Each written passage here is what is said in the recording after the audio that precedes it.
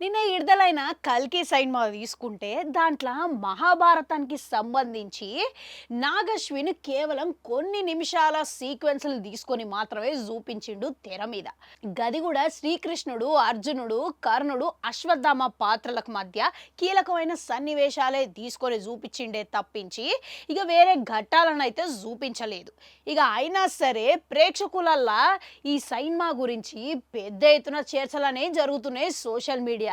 శ్రీకృష్ణుడి పాత్రలా ఇంతకీ ఎవరు నటించరు అనే దాని మీద సదరు భాషలకెళ్ళి నటుడు నటించినా గానీ ఎవరు ఊహలకు తగ్గట్టుగా వాళ్ళకి ఇష్టమైన హీరోలతోని ఊహించుకుంటా ట్వీట్లు పెట్టి మరి మస్తుగా వైరల్ చేస్తున్నారంట. ఇక దీనికే ఇట్లుంటే ఒకప్పుడు మన రాజమౌళి సార్ ఇంటర్వ్యూలో చెప్పినట్టు మహాభారతానికే గిట్లా ఆయన శ్రీకారం చుడితే అసలు చరిత్రలనే నిలిచిపోయే లెక్క ఒక మస్తు మాస్టర్ పీస్ లెక్క ఉండిపోతుందని చెప్పేసి డిమాండ్ కూడా చేస్తున్నారు అభిమానులు.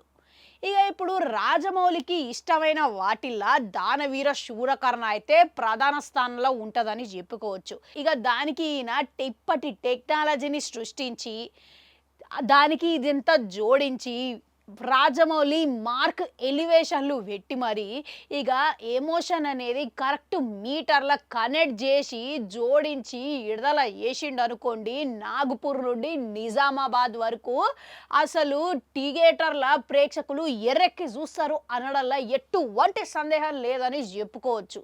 అట్లని భారతాన్ని 2-3 భాగాలలో చూపించుడు అనేది కష్టమనే చెప్పుకోవాలి. గదంతా సులభం కూడా కాదు. మళ్ళీ ఇది వరకు చూసుకుంటే కన్నడల గతంలో ప్రయత్నం కూడా చేసిర్రంట. కురుక్షేత్రం పేరుతోని శాండిల్వుడ్ స్టార్లందరినీ పెట్టి సినిమా తీసిర్రంట. ఒరిజినల్గా మంచిగానే ఆడిందంట. కానీ డబ్బింగ్ వర్షాలు మాత్రం ఘోరంగా ఫ్లాప్లు అయినాయంట. కానీ ఈడ రాజమౌళి రేంజే వేరు. ఆయన గిట్ల నిజానికి ఆయన తలబెడితే ఈ సినిమా గది కూడా మహాభారతానికి జోడించి మాత్రం అభిమానుల భాషలో చెప్పాలంటే థియేటర్లు తగలబడిపోతాయి కావచ్చేమో. ఎప్పటికైనా మహాభారతం తీయాలనేది ఆయన జీవిత ఆశయం అని జక్కన్న ముందుగానే చెప్పిండు. ఇక గదే నిజం చేస్తే మంచిగుంటుంది కదా అని అభిమానులు కూడా కోరుకుంటున్నారు. ఇక మళ్ళా కల్కి సినిమాల గిట్లా ఈయన ఈ మహాభారతానికి సంబంధించి ఉన్నది కాబట్టి ఆ క్యామియో చేయడానికి ఇక ఈ కరెక్షన్ గిట్లా కారణమేమో ఏమో ఎవరికి తెలిసి ఉండొచ్చులే, ఎవరికి ఎరకనే. కానీ మీరు గిట్లా సినిమా చూసిన తర్వాత రాజమౌళి గురించి ఆలోచిస్తే గిట్లనే అనిపించిందా? కమెంట్లలో కమెంట్ పెట్టుర్రి. అట్లనే అడగంటుంటే అది కూడా నొక్కరి మళ్ళీ వస్తా.